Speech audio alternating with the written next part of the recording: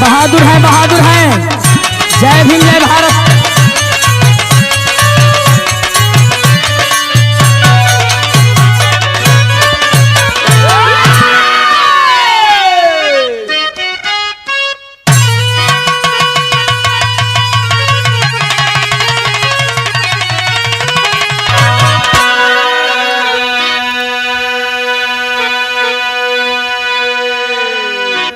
अच्छा भैया, मैं मिशन गायक फूलेंद्र चंचल खजड़ी वाले मठ बैजनाथपुर द्वारकापुरी से आप सबके बीच में एक बिरहा भेजे तानी पूजा मिशन म्यूजिक की ओर से और हरिओम म्यूजिक की देखरेख में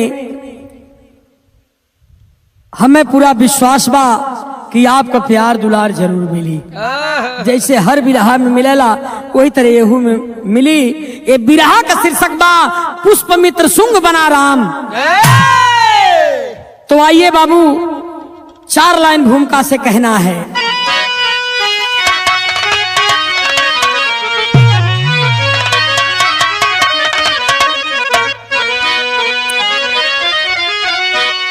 तो विषधर कभी ना वफादार हुई है,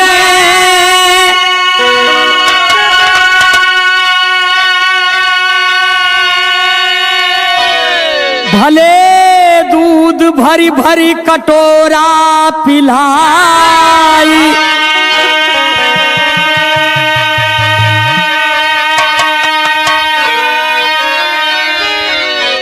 दूधवा का रक्षा बिलरिया करीना,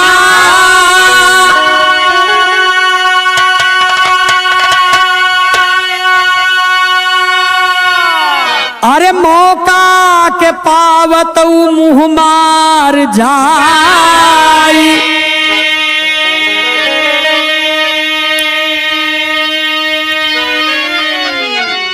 भेड़ा के पाल पोस पट्ठा बनैबा,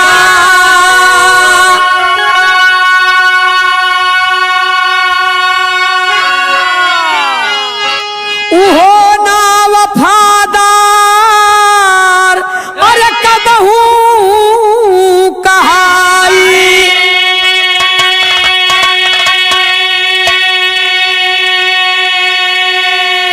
बोल चोर घरवा का जब जान जाई है,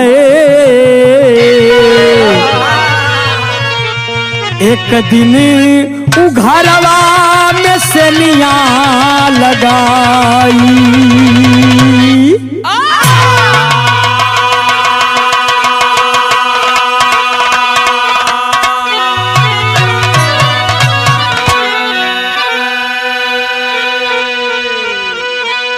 ये हमारे मुन्ना कवि राजा बाबू के मन का हरकत बा, बड़ी सुंदर बात लिखले हुन कि विषधर कभी ना वफादार होई हैं, विषधर कभी ना वफादार होई, भले दूध भरी भर कटोरा पिलाई, दूधवा का रक्षा बिलरिया करीना, अब मौका के पावत मुंह मार जाई, भेड़ा के पाल पोस पट्ठा बनैबा, उहो ना वफादार कबहू कहाई, अरे पोल चोर घरवा का जब जान जाई, एक दिन उ घरवा में सेनिया लगाई।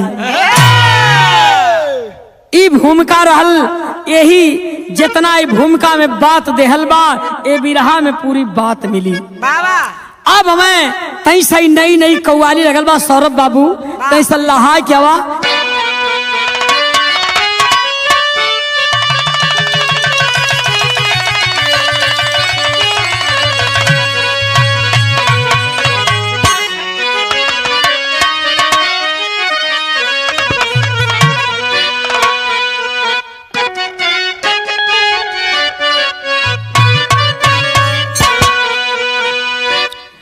अरे लेते ही नाम, अरे लेते ही नाम ख्वाजा का तूफान हट गया,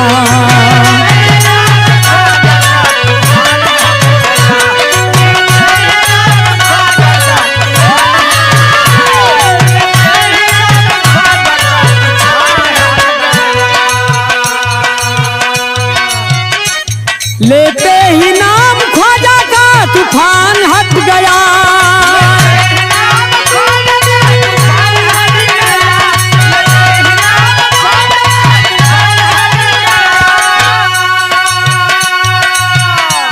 कश्ती में मेरे आके समंदर सिमट गया। ये तो ख्वाजा का करम है, मेरे अल्लाह का करम है। ये तो ख्वाजा का करम है मेरे।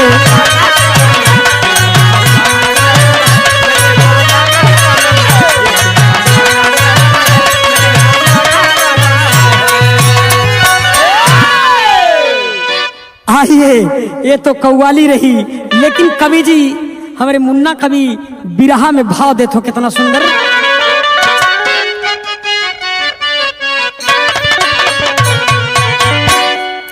अतिथि देव भारत की, अतिथि देव भारत की रीति बुलंद है।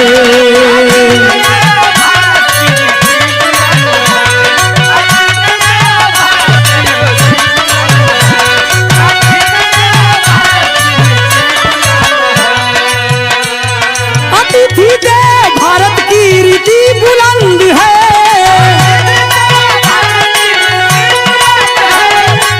क्या बात है।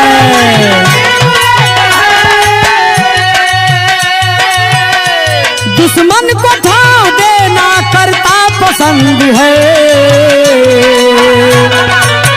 ये तो भारत का करम है, मेरे भारत का करम है। ये तो भारत का करम है, मेरे भारत का करम है। जय भीम, जय भीम।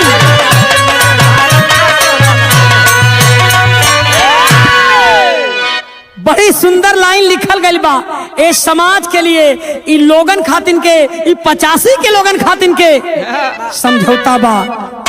अतिथि देव भारत की रीति बुलंद है। कोई दरवाजे पर आ जाता है तो हमारा भारत बहुत इज्जत करता है, आप चाहे जहां के हों। लेकिन यही से अब हमारे स्वर्गीय बुल्लू चच्चा के जौहरी सर लगी बाबू।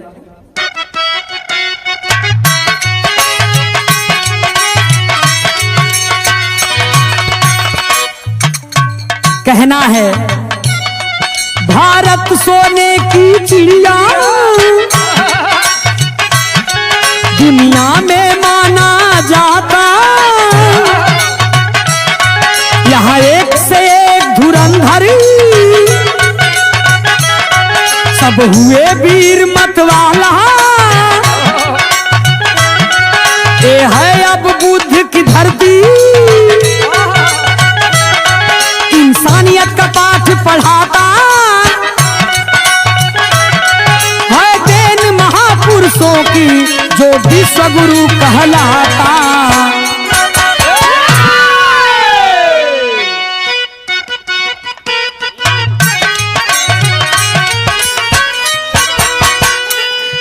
यह था सूत्रों का भारत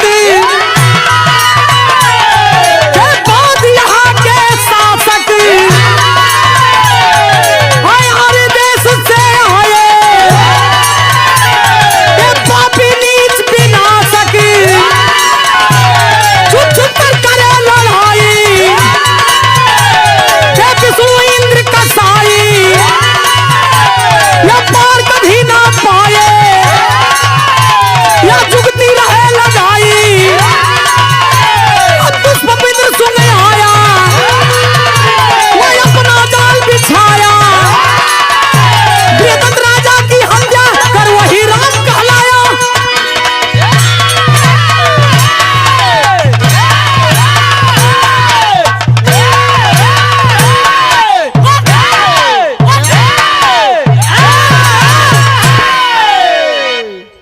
यह इतिहास का बानगी हमरे। ए भैया, अब देखें हमार कहानी शुरू हो चलत बा। यही से हमारे देश में कोई मेहमान आ जाता है तो बड़ी इज्जत होती है।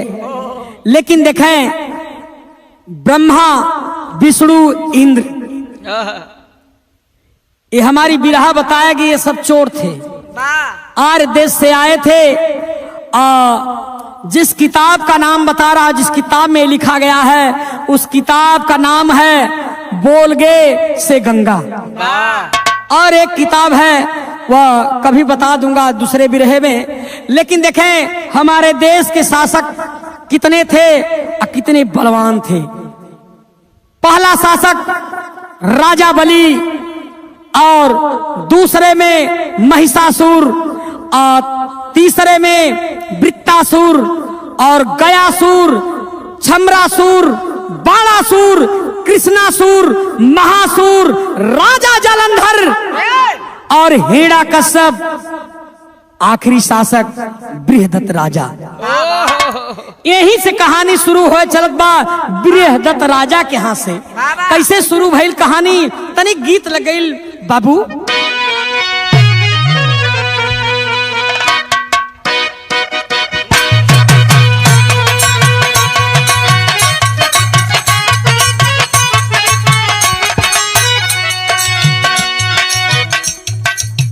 उहा गीत का लाइन है, हरे पिया परदेसिया न भावे अंगनवा रे,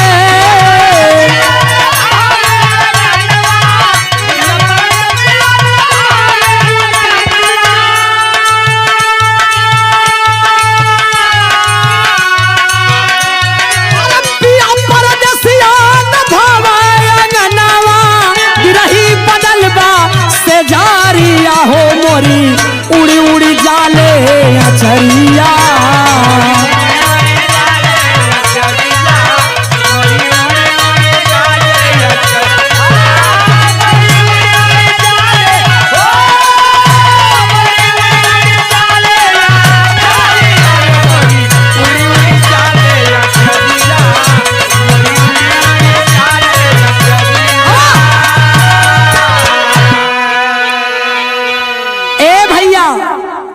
अब देखें जौने समय इ तीनों पापी आयल हुन, ब्रह्मा विष्णु इंद्र, आर देश से जब आए हैं तो बृहदत्त राजा के यहाँ नौकरी करते हैं। नौकरी तो पा गए, लेकिन छिप छिप के लड़ाई भी करें, लड़ाई करें कोई के पता न चले। लेकिन सोचे लगना कि आखिर में बृहदत्त राजा का राज्य जो है कैसे हम हड़पेंगे, कैसे हासिल करेंगे। अब एक थे खड़े अंतर चले, कमर चले,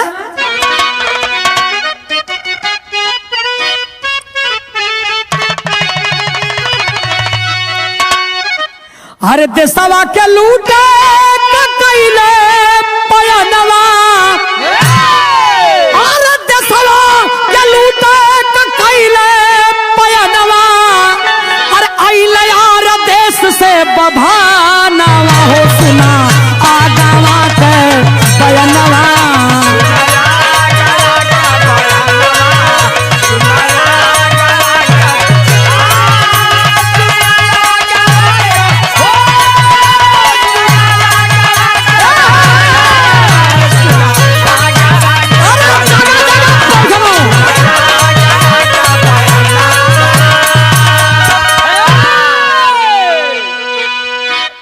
कवि जी बताओ थुन, हमारे मुन्ना कवि राजा बाबू दिल्ली वाले बताओ थो, का बताओ थुन, कहे राजा बृहदत्त करत रहल ससनवा, कहे कि राजा बृहदत्त करत रहल ससनवा, अरे एशिया से इंद्र बेसरो अइले बेईमानवा।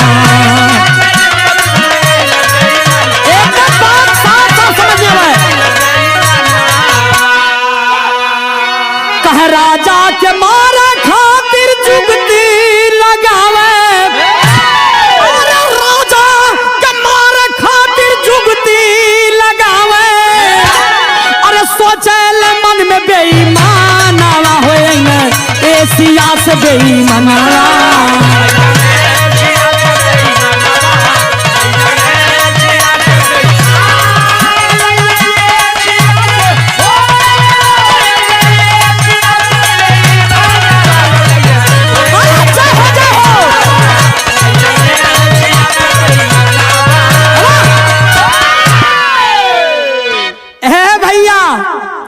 कवि जी बताओ कि अपनी चाल पचाल चलत हुआ, लेकिन हमारे यहाँ का बहादुर ऐसा ऐसा रहलन कि ये कुल पारे न पावे, तो कहलन कि एके मारे के अगर हुई, अगर मिटावे कोई तो कोनो दूसर जुआर लगावा। अब देखे जुआर कवन लगावत हुन। अब वही चीन से ही एक आदमी को बुलाते हैं, उसका नाम मैं बताऊंगा। तनी गीत लगे बाबू।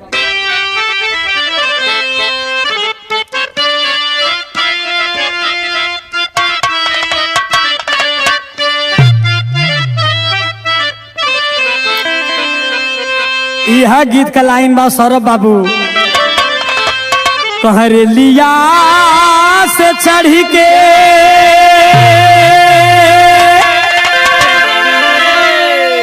हर लिया से चढ़ के हर जहाजिया से उतरी पियारा यमुना हो गई लेना। अरे बारे हीरा भैया बा।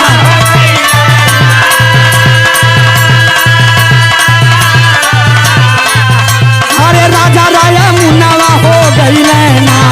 राजा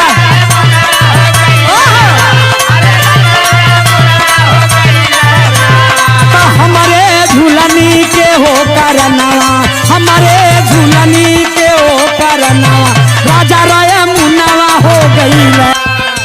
ए बाबू देखें, हमारे देश को लूटने के लिए ब्रह्मा विष्णु इंद्र जो है ये करते क्या हैं। पुष्पमित्र सुंघा रहल चीन के बभनवा, दुश्मनवा हो बनल ना।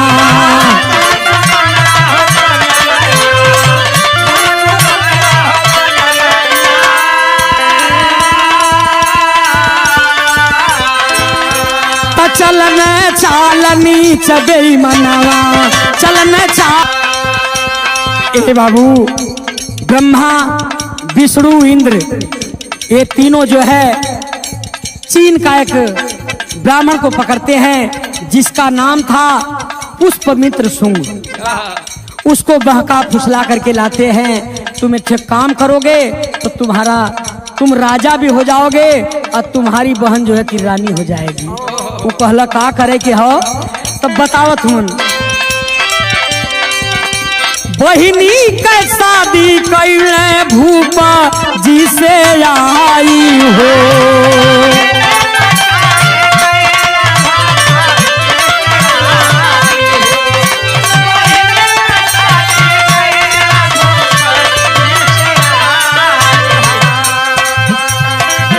लिहलस राजा बृहदत्त के जीजा उ बनाई हो।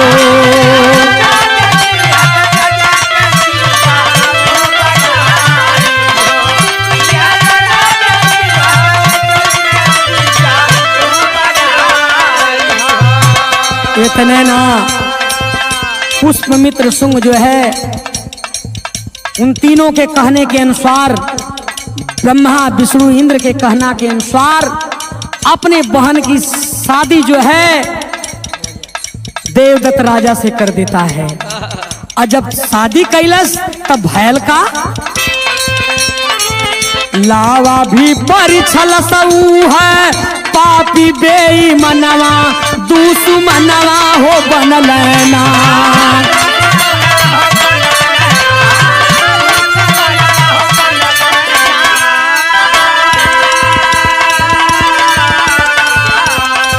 दुश्मनवा हो बनल ना, दुश्मनवा हो बनल ना।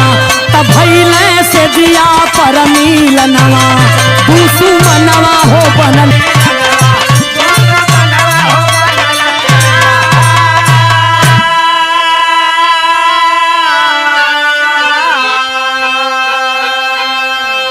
ए बाबू शादी उदी हो जाती है। शादी होने के बाद अब देखें रानी राजा बृहदत्त से कहती है कि स्वामी एक ठे काम करी ना। कहलन कि कौन काम। कहलन कि देखा हम हूँ गरीब है, हमार भाई भी गरीब है, और तू यहाँ का राजा हुआ स्वामी। आखिर में हमार भाई तुहार सार भैल, ता ओके अपनी यहाँ रख लेता तो वो यही सेना में रह जियत खात जौन बा ओ का पेट पर्दा चलत। ए बाबू अब देखें बृहदत्त राजा रानी के कहना के अनुसार पुष्पमित्र शुंग को रख लेते हैं और जब रख लेलन पंचो तब देखें होत का हवा गे तरज लग गई।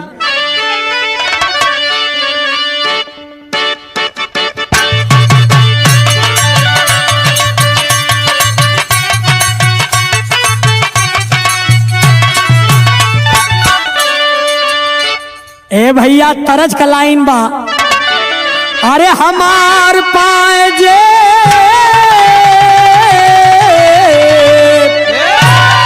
अरे हमार पाए जे बराजा हीरा जरादा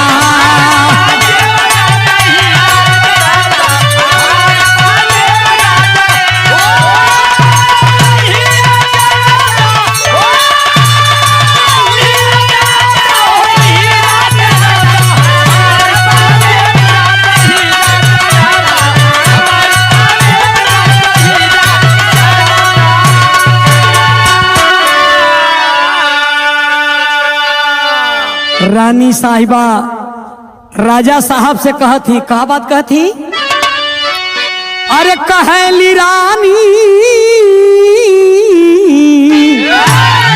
अरे कहली रानी राजा बतिया के माना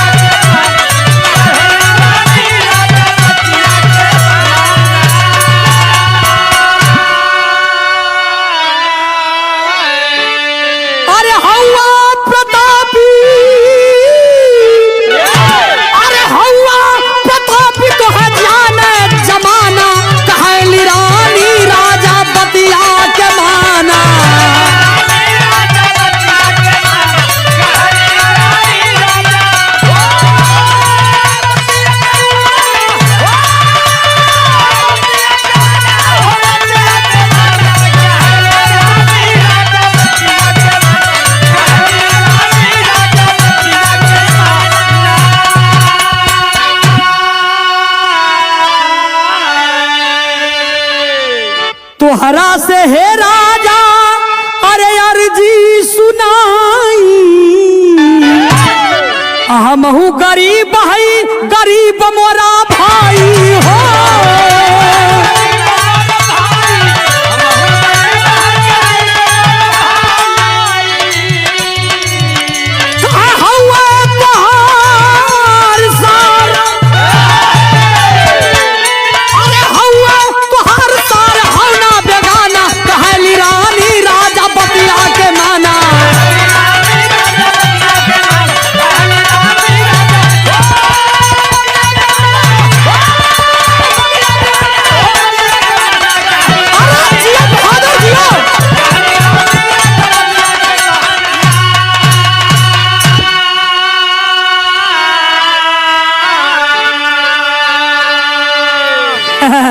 कहलिन की राजा साहब अरे तुहार सार हो वो सगे सार हो कहल गल हो कि सारी खुदाई एक तरफ जोरू का भाई एक तरफ। अब देखे भैया तब यहाँ फिर गीत बदल गई।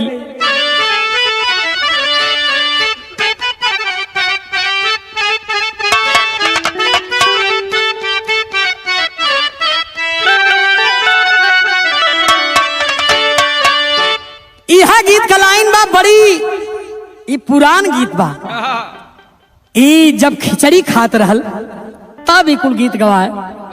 कैसे गवाए भैया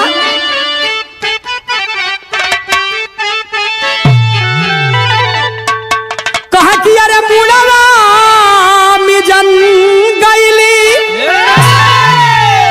अरे मुड़वा मिजन गईली अरे बाबा के सगरवा रे माई कागा रे माई कागा ले गए झूलानी गौरैया ले गई हा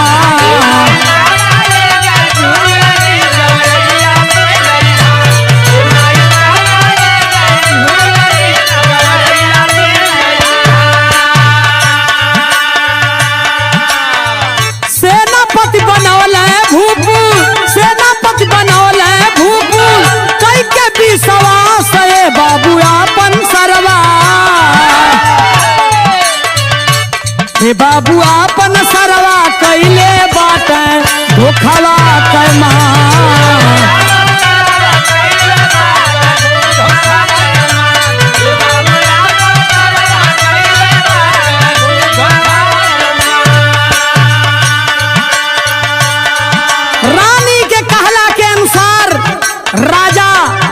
अपने साले को सेनापति बना देते हैं। जब सेनापति बना दिए तब का भैल मलिकार हो गए। अब अपने मन का काम करे लगल। अपने मन का कौन काम कैलस? आर्यन के भर्ती करे सेना में विदेशिया हो।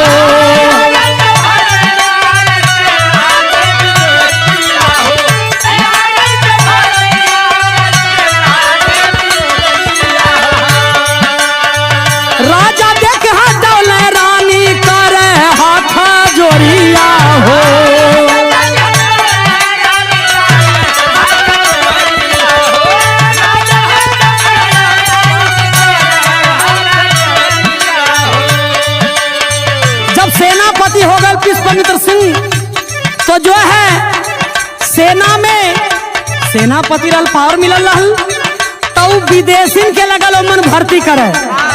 और जौन यहाँ का लोग रहना सबके धीरे धीरे बाईकाट करे लगल।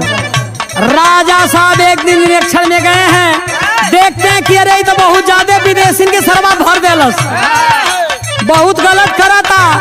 तब देखें हटाई देना सेनापति के पद से जब हटा देलन तो रानी फिर दुहाई देली, हाथ जोड़ली, स्वामी एदा ऐसा गलती ना करी।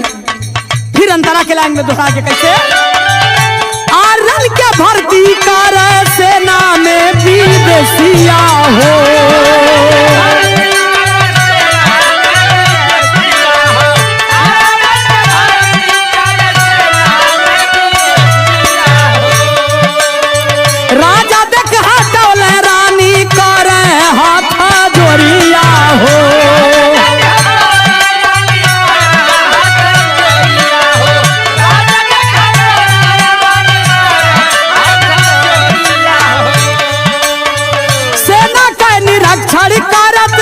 सेना के निरीक्षण करत रहला अवरा जनवाए बाबू आपन सरवा। ए भैया आपन सरवा कैले बाटे धोखावा के माँ।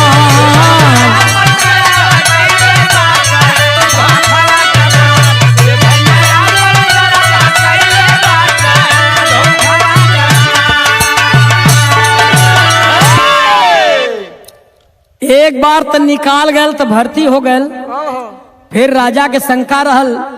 देवदत्त राजा सोचते हैं कि तनी एक बार और निरीक्षण करी, देखी ऐसा तना कि फिर गड़बड़ कैले है।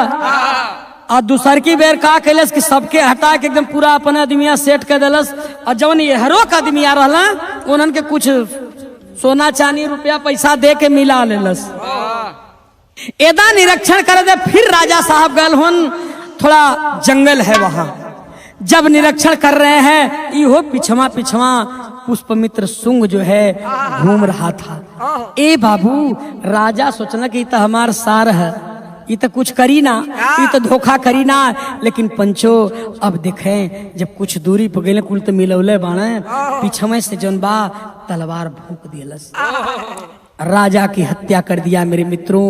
और जब हत्या कर दिया तब देखें अब धीरे धीरे खबर रानी के पास पहुंचल बा। और जब रानी के पास खबर पहुंचल तब देखें बाबू यहाँ गीत बदल गई।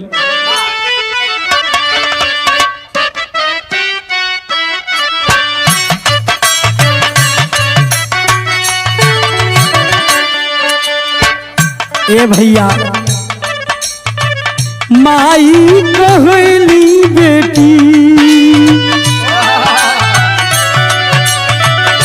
माई कहली बेटी नियरे बियाह बहो, बाबू कहलन बड़ी दूर हो।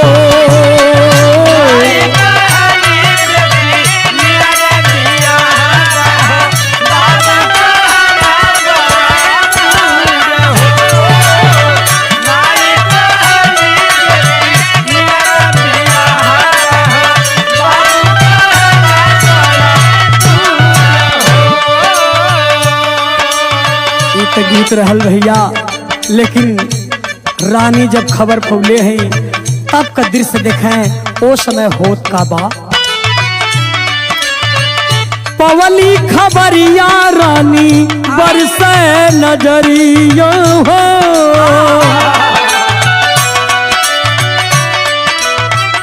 पवली खबरिया रानी बरसे नजरिया हो, मिट गई से नूरा मार हो।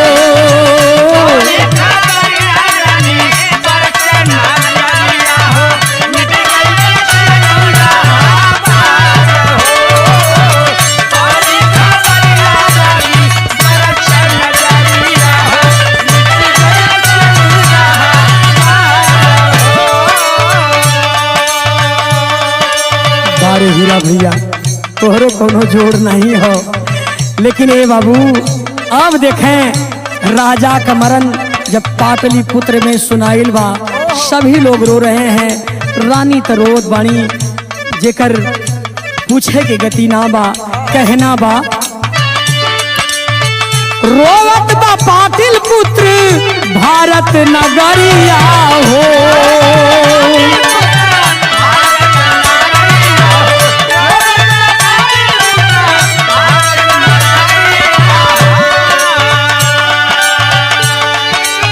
मिटल उजाला गम के घेरलस बदरिया हो।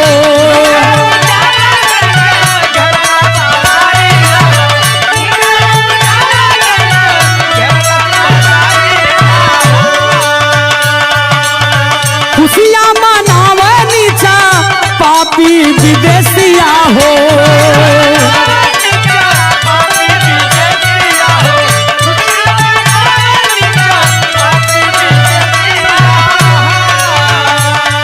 जब देवदत्त राजा को मार देता है पुष्पमित्र सिंह तो पार्थी करता है, खुश होता है। लेकिन ये खबर के सुन करके पाटलिपुत्र के लोग रो रहे हैं, हमारे भारत के लोग रो रहे हैं। लेकिन कहना बा, रोवत बा पाटलिपुत्र भारत नगरिया हो, रोवत बा पाटलिपुत्र भारत नगरिया हो, पपिया माँ चौलस कोहा राम हो।